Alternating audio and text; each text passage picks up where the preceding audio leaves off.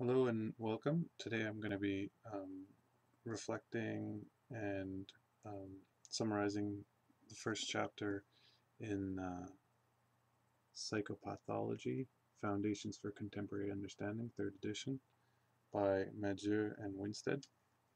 The first chapter deals with the conceptions of psychopathology, and I'm basically just going to be going through it step by step and just providing a little um, explanation or my understanding um, of this text.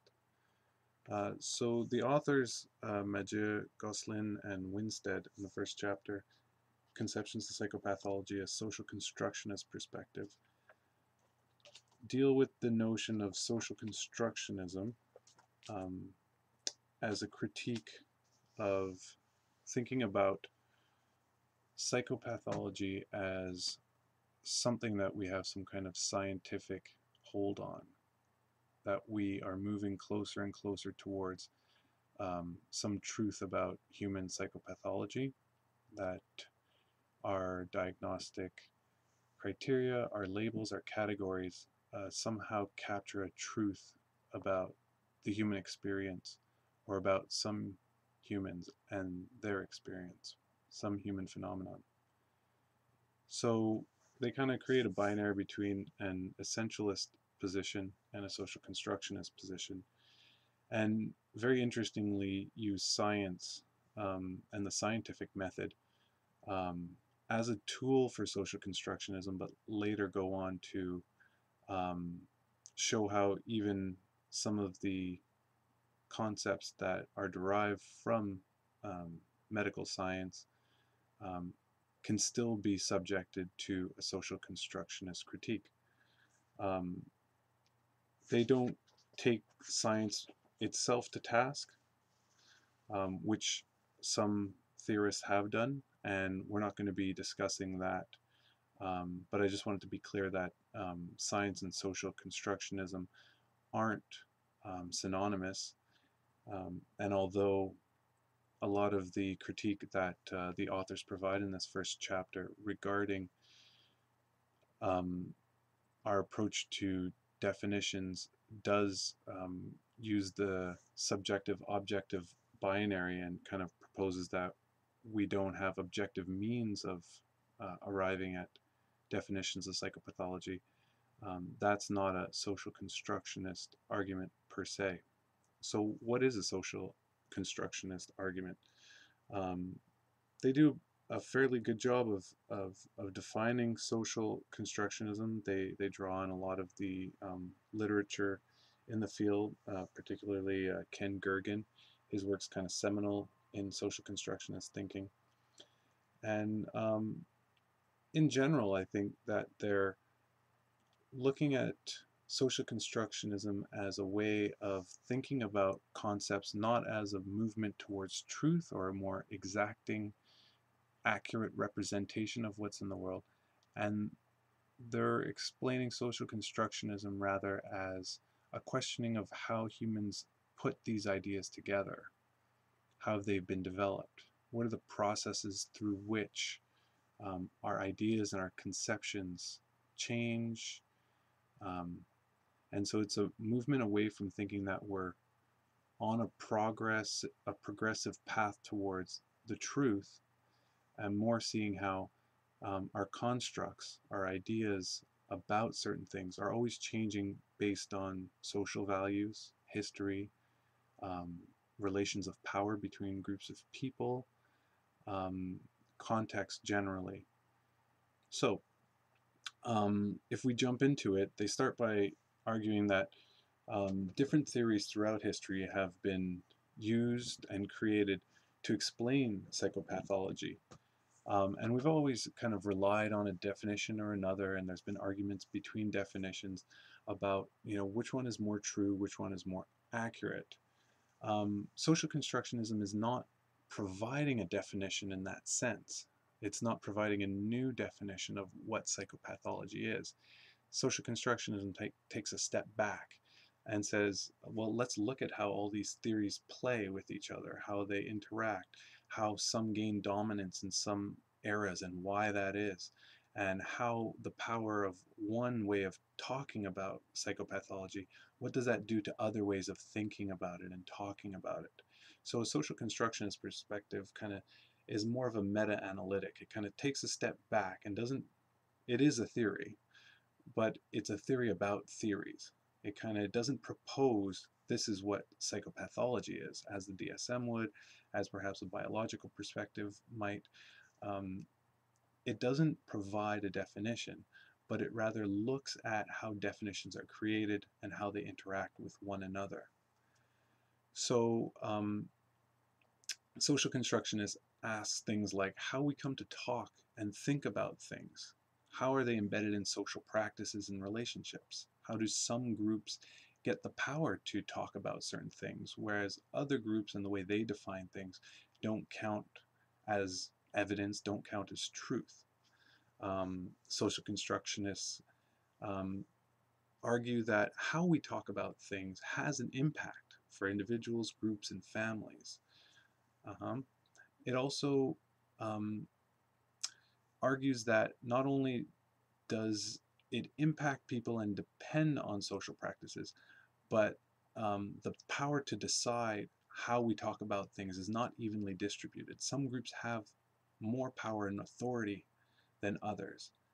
And also privilege and different kinds of enjoyments, different kinds of freedoms hinge on these kind of definitions and who gets to make them. Okay? So those are some basics of social constructionism. And then to say a little bit more about this truth and objectivity. So social constructionism asks us to think about how things we regularly regard as true. They ask us to think about the existence of things and how we have knowledge about these things and how our knowledge moves around, how it gets transmitted and circulated, who gets to speak the truth. So this is where the authors kind of bring in natural science. And again, science itself could be subjected to a social constructionist critique, but for our purposes today, we can just kind of contrast some of the discoveries of the natural sciences to some of the constructs of psychology. So if you think about things being discovered by scientific means, you could think about grasses, you could think about molecules, you could think about viruses. These things we think of as existing out in the world, and depending on our expertise, our technologies, our practices, we can discover them. They exist independently of human observation. We move towards, in a scientific paradigm, to move away from subjective understandings. So we'd like to think that a molecule of hydrogen um, is a molecule of hydrogen regardless of which culture I come from, what language I speak, what my personal history is, what my family's history is.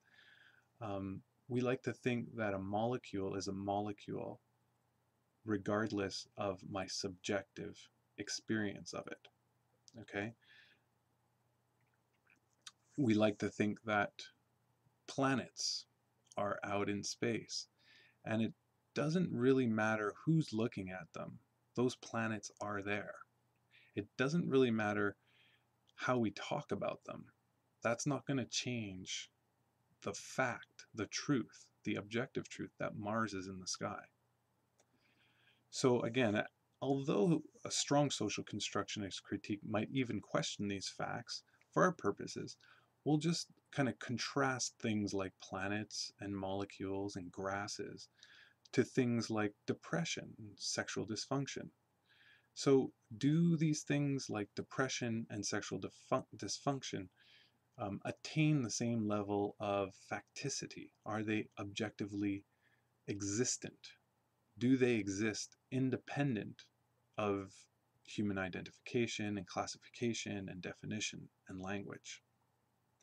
Would it be the same to think that depression exists in a mind of a person, and it's really about us getting our tools right, and then being able to find it as a fact that depression exists somewhere?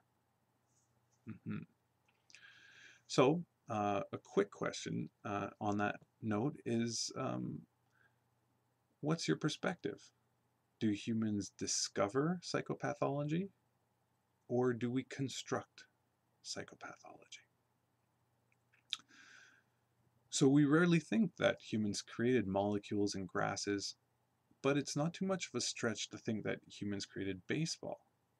Although molecules and grasses are words and concepts that humans did undoubtedly create, and baseball is something that can be said to exist in real ways, we can generally tell the difference between the two.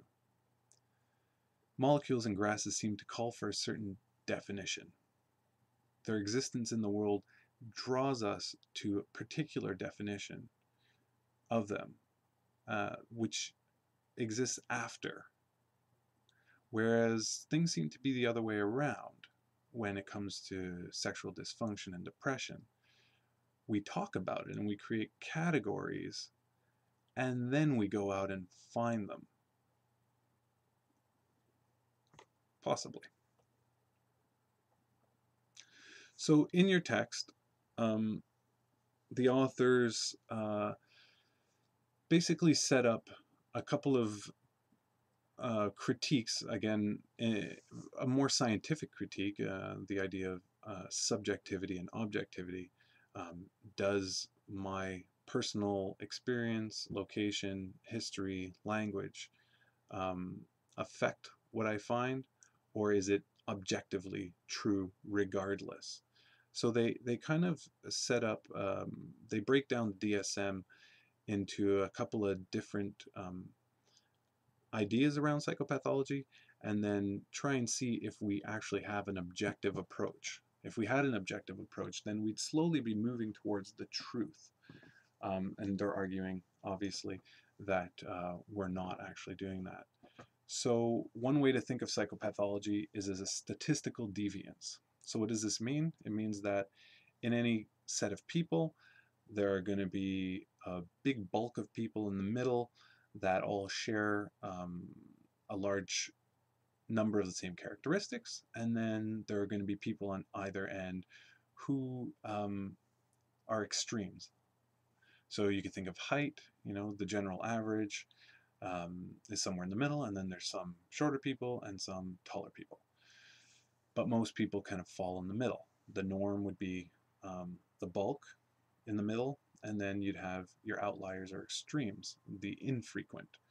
So in terms of psychopathology, we would think that, okay, most people feel a certain way most of the time, or behave a certain way most of the time, and then we can say, well, this proportion of the population is different in the sense of they're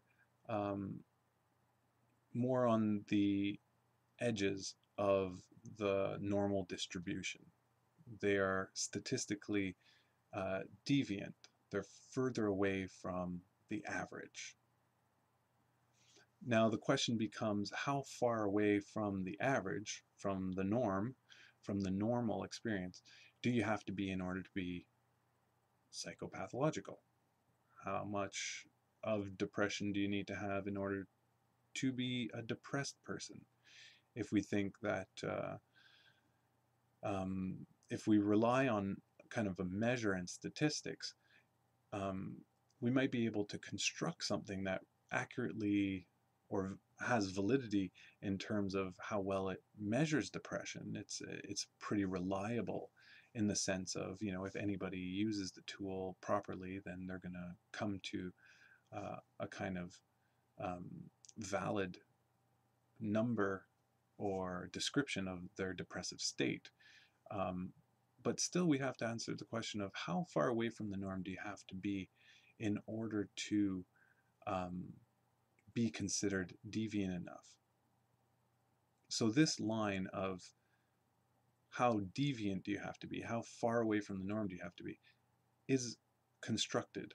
There's nothing as far as we can tell, drawing us to some kind of conclusion to say, okay, well, 1% of the population experiences grief in such a terrible way that it is either dysfunctional or um, problematic, and it's a disordered kind of grieving pattern. What if we just took the 5% which are suffering the worst? Um, we might be able to create a measure to see who is suffering more than someone else. Um, but where we make the cutoff line into a disorder is relatively arbitrary, and we can see that it's the decision making is again subject to all kinds of contextual factors. Okay, the next one they move on to is psychopathology as maladaptive or dysfunctional. So maladaptive as ineffective or impaired functioning. Again, who gets to decide this, and how do we measure this? The adaptiveness of somebody is very relative to personal and cultural norms and values. Um, so for the adaptiveness argument, you know, maybe some culture could think that being really quiet and introverted um, is an adaptive kind of way of life. It's accepted by the culture. Um, you're totally respected if you're a quiet person. Um, you're not expected to be boisterous and loud. And so it's very adapted to be introverted in one society, whereas, you know, in another society, introversion could be looked at as psychopathological, depending on the cultural values there. Uh-huh. So in that case, introversion, you know, it would depend on the culture, it would depend on the circumstance. So adaptiveness um, is not really an objective way. If you said somebody who's adapted, you can argue, and there is a further argument in the chapter that's brought out about the relationship between individual functioning and adaptive, and just the idea that, well, how somebody fits into their society is a marker of disorder or not, and we'll get to that. The next one they go on to is psychopathology as distress or disability. Again, how much somebody is distressed or disabled um, are subjective in the sense that somebody has to decide what is distressing. Distress is not really something out there to be discovered, but it's more an interpersonal or subjective negotiation based on previous experience, based on social norms, etc. And then you get to the question of what about experiences which are not personally distressing? If I have ADHD and I'm completely enjoying myself in the classroom, it might be distressing to my teacher, but that's not particularly distressing to me. So distress and disability uh, are a little, well, they are quite subjective.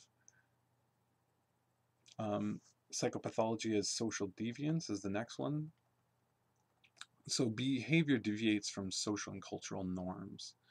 Um, this is what we were talking about a second ago. So, we argue that norms change across cultures and across time. So as much as this might be a good definition, that psychopathology is basically a social deviance, it's completely subjective. And we would be in no way able to kind of get at a truth about psychopathology. So not that any of these are particularly bad definitions or wrong ways of approaching it. The argument, again, just to return to the main argument, is that we don't have an objective way of doing any of this. And if there isn't an objective kind of scientific way of doing this, what is actually going on here? How are we making the choices that we're making in our definitional processes and how we describe psychopathology? What other choices do we have? And this is what kind of a social constructionist critique is getting at. It's kind of deconstructing in the sense of breaking down the assumptions, the assumption that it's objective, the assumption that there's some truth behind what's going on here, which a lot of people take for granted, perhaps, that depression exists, that people have depression or they are depressed people.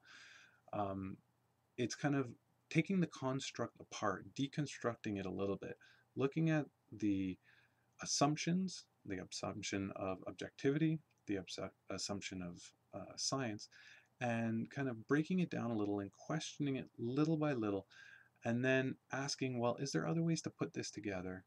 And who gets to decide to put it, how it's put together, and what are the effects? So if we define psychopathology as a social deviance, we can see in history that things like homosexuality and masturbation were considered psychopathological. Now, what does that do? What are the effects on people? What are the effects on freedom and choice? Okay, and then as social norms change, right? We have a social norms change, so the idea of deviance is different. We go through a period of sexual liberation in our Western world, in North America, and homosexuality is not seen as socially deviant. So it's removed as a disorder. It's no longer psychopathological. Um, Another example that's a popular one is when African Americans who were subjected to slavery sought freedom, they were diagnosed with a disorder. You see? And so, what is the usefulness, or how does that kind of historical perspective help us to think about things like ADHD right now? Not that I'm comparing ADHD to homosexuality or slavery, but the very constructedness. A social deviance is problematic, but it also lends to a greater social constructionist critique of, okay, well, how are these things put together, and who do they serve? So psychopathology is loss of control is the next one. Again, the idea that we can draw a line between voluntary and involuntary is a huge philosophical argument that's been going on for millennia, has not been resolved yet. To just say that psychopathology is when you lose control, to think that, okay, well, if I voluntarily, um, if what would be a disorder that I could voluntarily do, kleptomaniac, for example, if I voluntarily stole consistently, then it wasn't a disorder in my mental or psychic state. But if I did it pathologically, it would mean that I didn't have control over it. Pedophilia, the same thing. If I could make the rational choice to not be a pedophile, um, but I didn't exert that agency over my choice making, then that's not pathological. But if I can't help myself, if it's involuntary, then it is pathological. So this idea of control, where is the line between voluntary and involuntary? Again, this is a deep question. Some people are big on the side of agency, that we have a lot of freedom and choice. Some don't, but still that line is, we don't have an objective way of really discovering what is choice and what isn't, or we would have solved that philosophical puzzle a long time ago. So psychopathology is harmful dysfunction. Again, same kind of arguments. Then the authors define the DSM. They use the DSM's definition, again, clinically significant pattern occurring in an individual and causing distress, disability, or risk of loss. So this idea of clinical significance, again, plays on the idea of, okay, well, what is significant? Who decides when it's past a certain threshold? The not an expectable or culturally sanctioned response. Um, it has behavioral, psychological, or biological dysfunctions, and it's not a conflict between the individual and society unless it's a symptom of the disorder itself. So basically, the DSM is kind of doing a lot of categorizing. It's categorizing normal from abnormal, and then it's, once you've stepped into the abnormal, it's got a whole bunch of categories there, and that's the work of the DSM. The other approach to understanding psychopathology that the authors kind of favor, it seems, is the dimensional approach, which is to say that all humans are have certain characteristics, and these characteristics lie on a continuum, with extremes being on either side, but there's no categorical difference between any two individuals. It's just a matter of degrees. So this kind of approach gets rid of the idea of normal and abnormal, um, because we all share the same characteristics, where there's no different types of people in the world, but we're more on a spectrum. So then individual differences in psychological phenomenon can be identified and measured, instead of types and groups of people.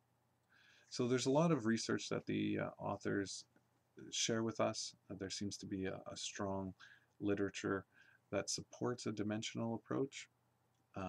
And so again, a constructionist perspective is not taking sides with the dimensional approach, although again, the authors kind of side with science a lot of the time, it seems. But a real constructionist kind of argument would say, okay, well, we have these different ways of explaining. We have the DSM here, and we have the dimensional approach here.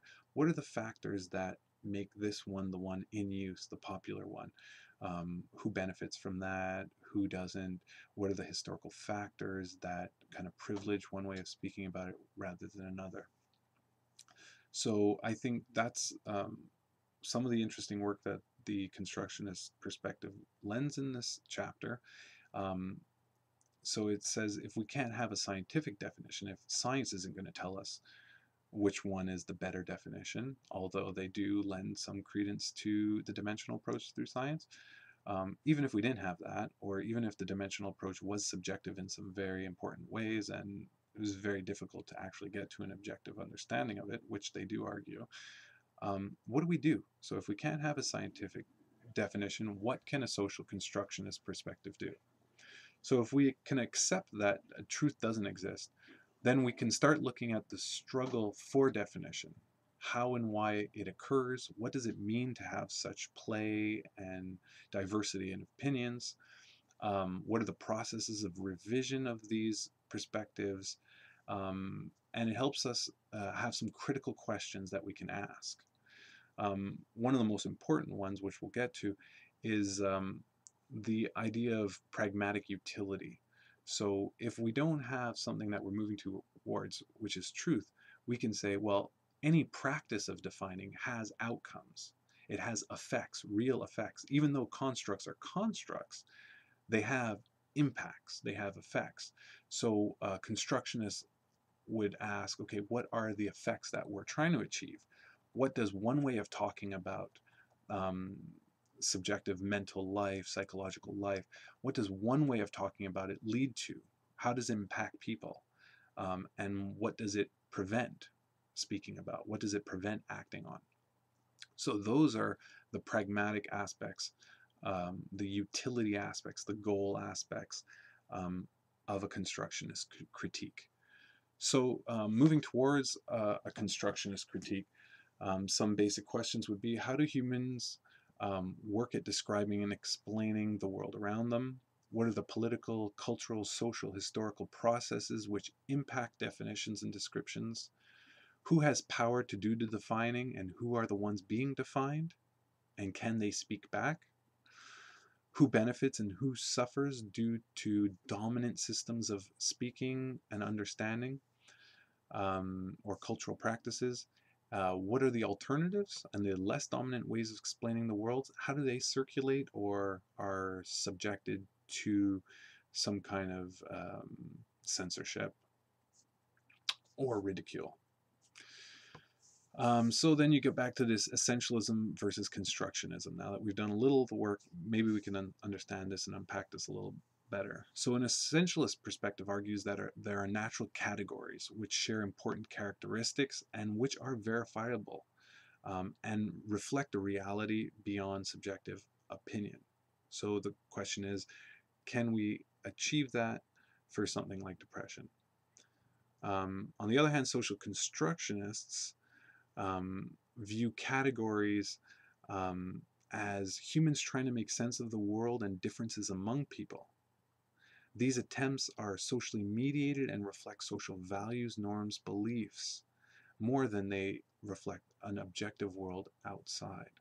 So you can make your choice if you think that there are things out there, and like schizophrenia, like depression, like anxiety, and we're doing this really good job of narrowing down and getting closer to the truth of them, or if there are mediated kind of relations that influence how we go about describing these things, how we go about um, using words and social practices to group and treat people in a variety of ways.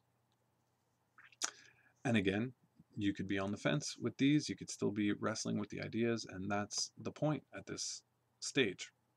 So essentialism, natural entities, they're discoverable, our descriptions are true, they are revealed to us, they're universal and ahistorical. They've always been there, they always will be there.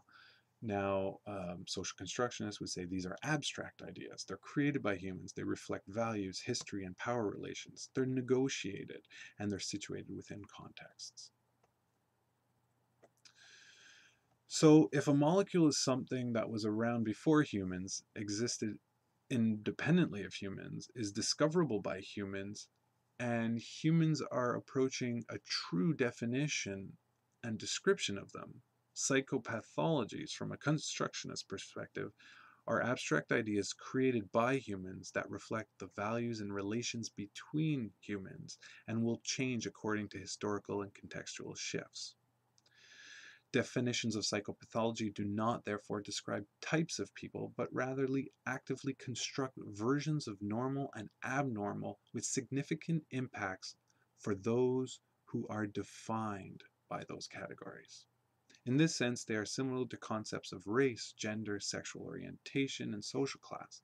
All of these social constructs serve to maintain a particular relation between people, as well as the values and privileges of the most powerful people and groups in society. Therefore, from a social constructionist perspective, defining psychopathology is not a practice of approximating truthfulness, but rather a practice in particular pragmatics. The question then becomes, which uses, goals, or ends are we seeking to achieve through particular descriptions and definitions?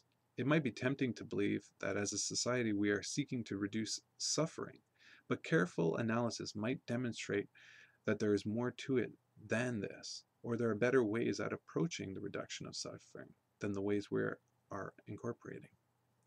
So we're moving from an idea of truth to usefulness.